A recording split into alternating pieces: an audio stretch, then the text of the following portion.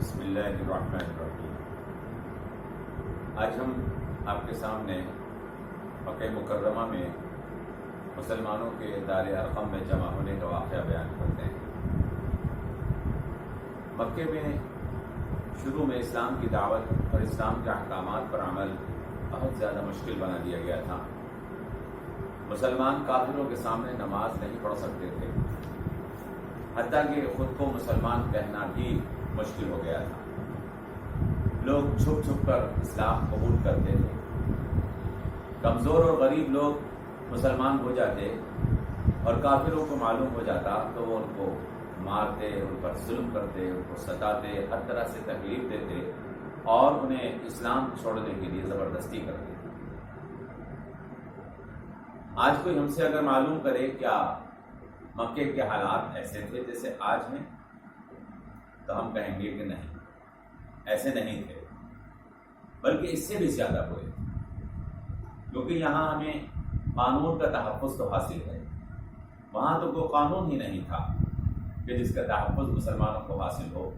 وہ اپنے اوپر کیے ہوئے ظلم کی کسی جگہ چارہ جوئی ہی نہیں کر سکتے۔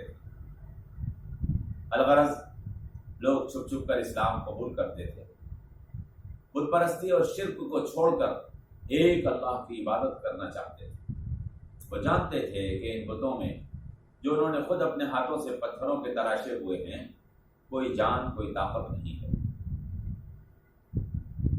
لہذا لوگوں کے دل کو یہ بات پسند آ رہی تھی کہ ان مجبور خداؤں کو چھوڑ کر وہ اللہ جو پوری کائنات کو جس نے پیدا کیا ہے اس کی عبادت کریں۔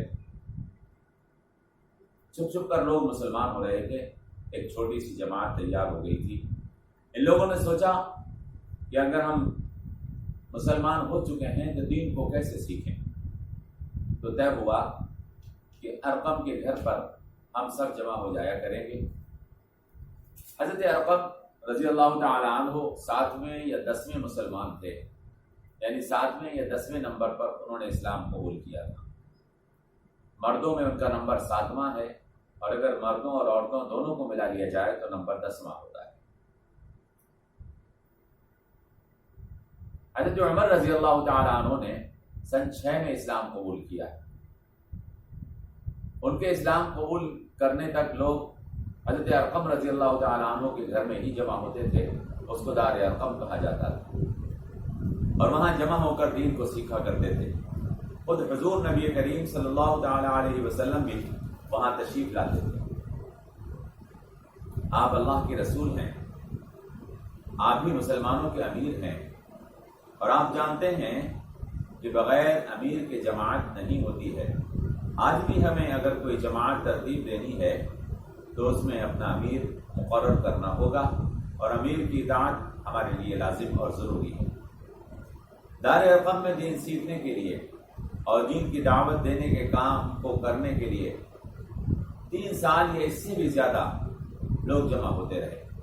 چپکے چپکے لوگوں کو دین کی طرف بلاتے تھے، اور جب بلاتے اور مطمئن ہو جاتے کہ جس کے سامنے دین کو پیش کیا جا رہا ہے اس کے دل میں سچا ایمان آ چکا ہے، تو لوگ اس کو حضور اکرم صلی اللہ تعالی علیہ وسلم کی خدمت میں لے کر حاضر ہو جاتے، اور وہ اسلام قبول کر لیتا۔ لوگ آہستہ آہستہ جماعت میں داخل ہوتے رہے، اور مسلمانوں کی تعداد میں اضافہ ہوتا رہا۔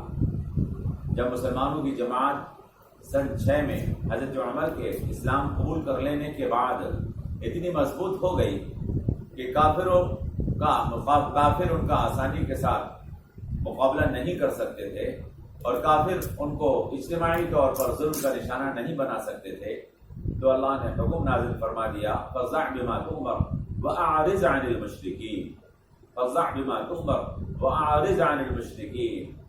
آپ کو جس بات کا حکم دیا گیا ہے اس کو صاف صاف اور زور زور سے پکار کر لوگوں کے سامنے بیان کر دیجئے، اور مشرکوں سے بچتے رہیے۔ چنانچہ ایک دن آپ کو اس سبا پر کھڑے ہوئے اور مکے والوں کا نام لے لے کر پکارا اور فرمایا۔ ارقم کا گھر کوہ صفا پر ہی تھا۔ مکے والوں کو نام لے لے کر پکارا، اے قریش والو، اے فلاں اے فلاں۔ اگر میں تم سے یوں کہوں کہ ایک لشکر اس پہاڑ کے پیچھے تمہارے پر حملہ کرنے کے لیے تیار کھڑا ہے تو کیا تم میری بات پر یقین کرو گے؟ لوگوں نے کہا کہ بے شک آپ سچے اور ایماندار ہیں اور ہم آپ کی بات پر یقین کریں گے۔ تب اللہ کے رسول نے فرمایا تو سنو، میں تم کو ایک سخت دن کے عذاب سے ڈراتا ہوں جو آنے والا ہے، ایک سخت دن، قیامت کا دن، جس دن تمہیں اپنے اعمال کا حساب کتاب دینا ہوگا۔ ابو لہب نے جب یہ بات سنی، وہ بھی وہاں موجود تھا، تو کہنے لگا ناس ہو تیرا، کیا تو نے ہمیں اسی لیے یہاں بلایا تھا؟ میرے دوستو، اس واقعے میں ہمارے لیے کرنے اور سیکھنے کے لیے آج بھی بہت کچھ ہے۔ دین کی طرف بلانے کا طریقہ بھی ہے، اپنی حفاظت کی تدبیر بھی ہے، اور یہ بھی ہے کہ دعوت سے پہلے ہم خود کو کیسا بنائیں کہ لوگ ہمیں سچا اور ایماندار تسلیم کرنے لگیں۔ اللہ تبارک و تعالی سے ہمیں آپ کی زندگی سے کچھ سیکھنے کی توفیق کی دعا مانگتے رہنا چاہیے۔ موجودہ حالات میں اس واقعے کو بہت گہرائی کے ساتھ آپ غور کریں اور سوچیں کہ ہمیں کیا کرنا ہوگا۔